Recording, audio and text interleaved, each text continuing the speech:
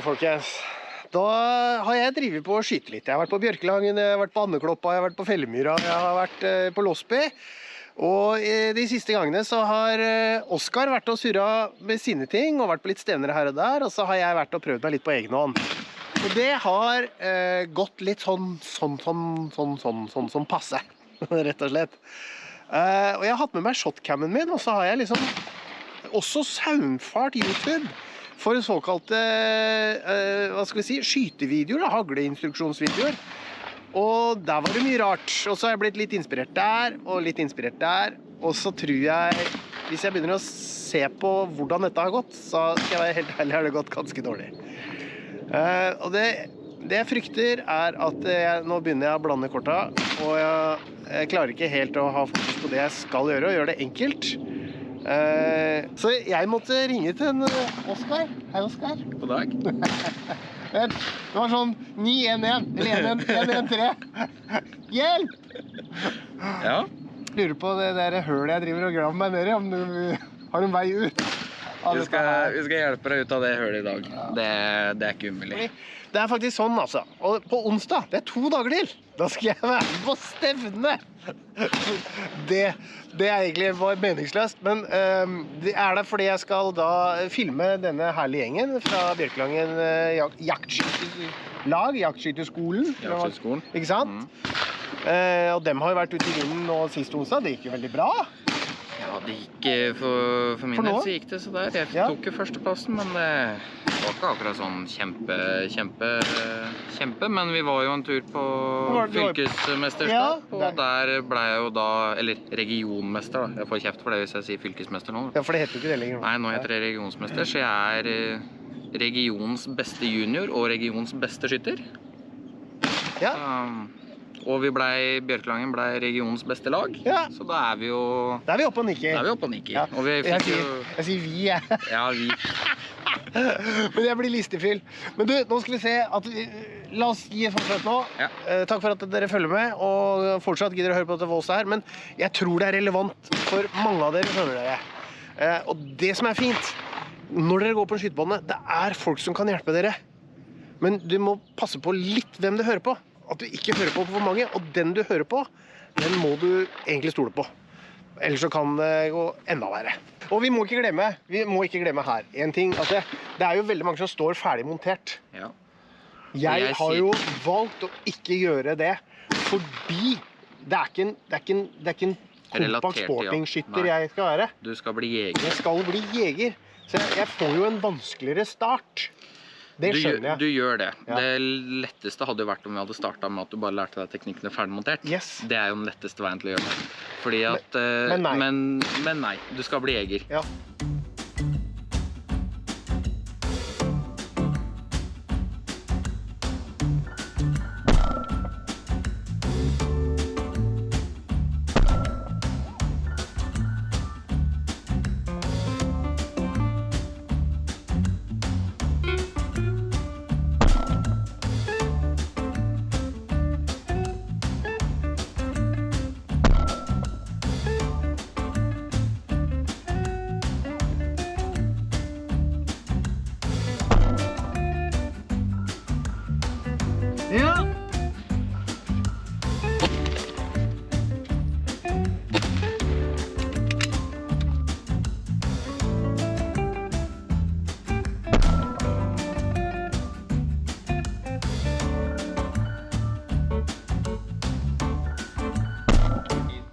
Du, vet du, får jeg ta det positive først?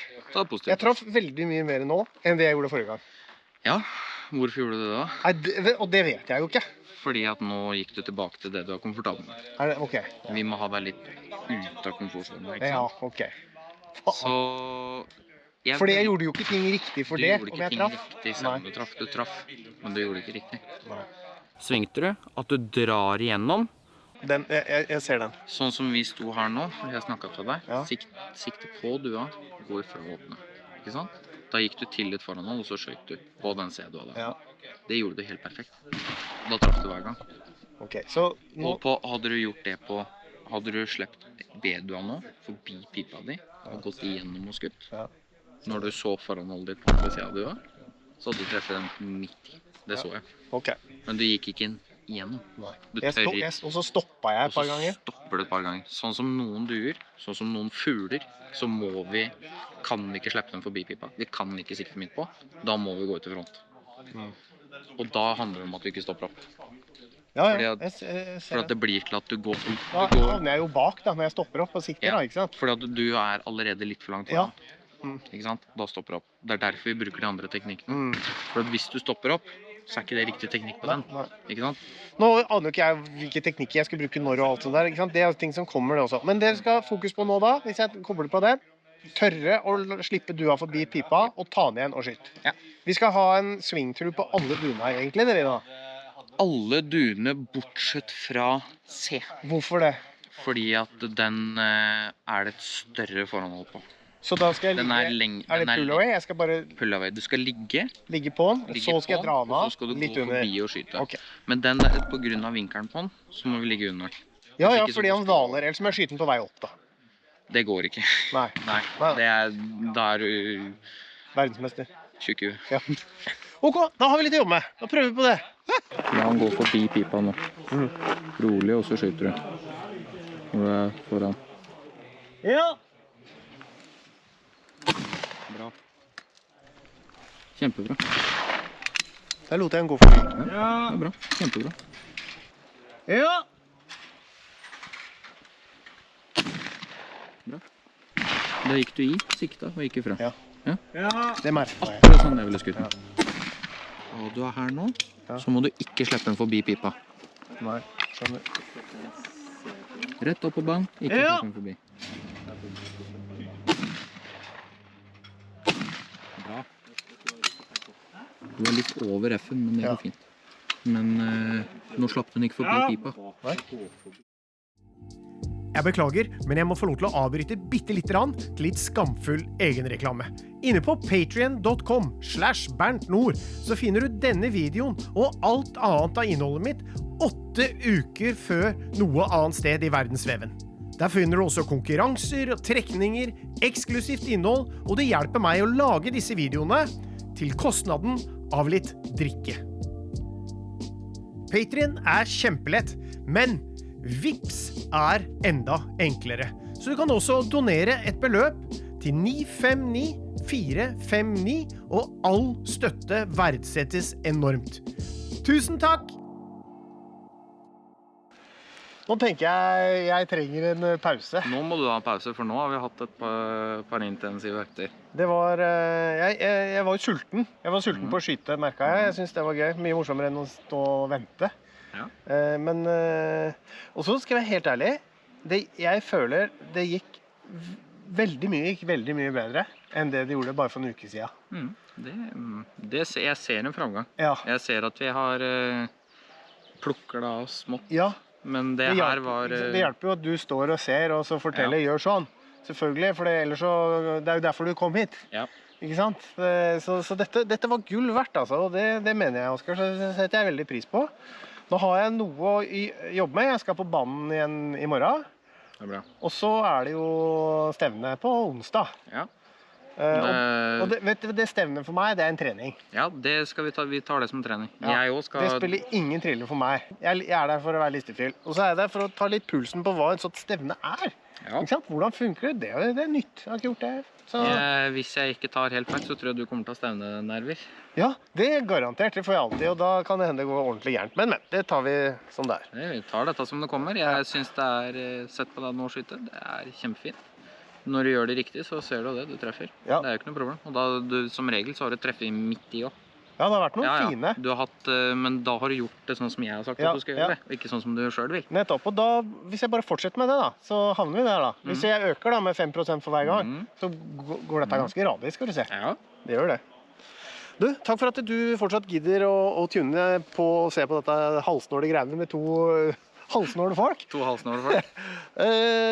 Så liker du dette her, så trykk på denne tommeren og alt mulig, og spre gjerne gleden. Har du noen kommentarer til Oskar eller noen spørsmål, kommer i kommentarfeltet, så ses vi neste gang.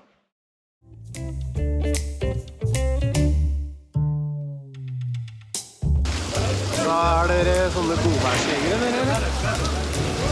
bare å komme seg på banen. Fy faen, det regner.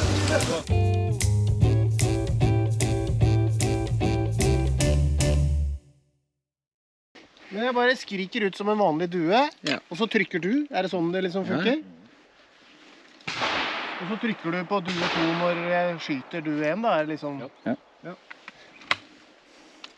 Så er det om å gjøre å treffe. Prøver i hvert fall. Det er et godt utgangspunkt. Ok. Ja.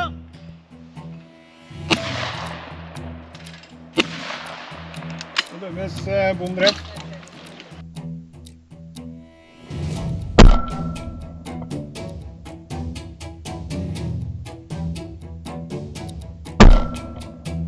Vent litt, men du tør å la den gå. Jeg var tidlig på. Ja. Det går bra. Det var fint skudd. Ja.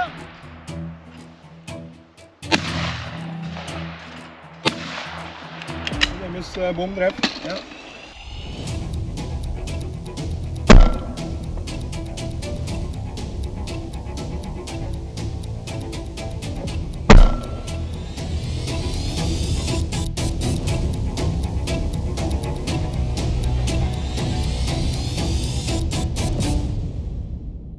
Det første som skjedde var at jeg kom for sent.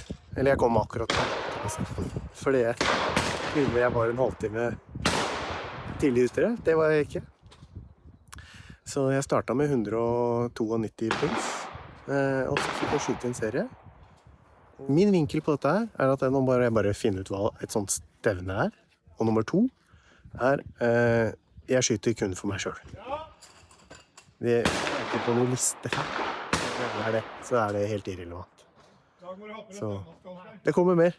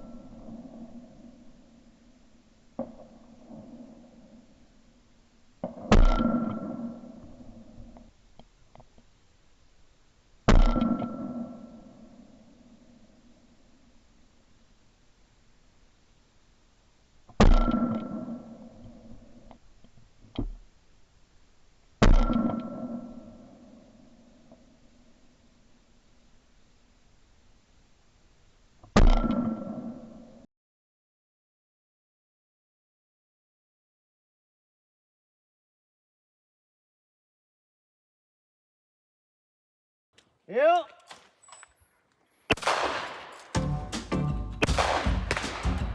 Ja.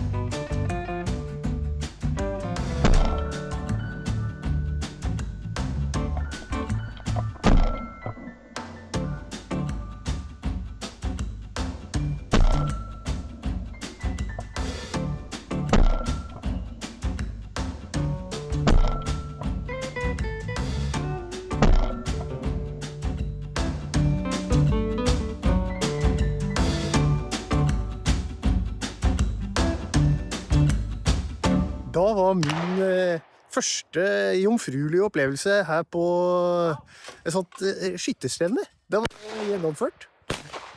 Overraskende artig, og så gikk det overraskende bra. Jeg kjempefløy. Jeg føler jeg traff mer enn jeg bomma, kanskje. Et par duer som lurte meg litt. Men overall, en fantastisk artig dag. Og så gikk det jo superkjapt. Det var jo over på en time. Så dette her er jo god trening. Det var skikkelig artig, altså. Så mer av dette. Takk for at du tuner inn, og trykk gjerne den der tommelen og kommenter hvis du har noe å melde. Så ses vi i neste episode av Skuddredd.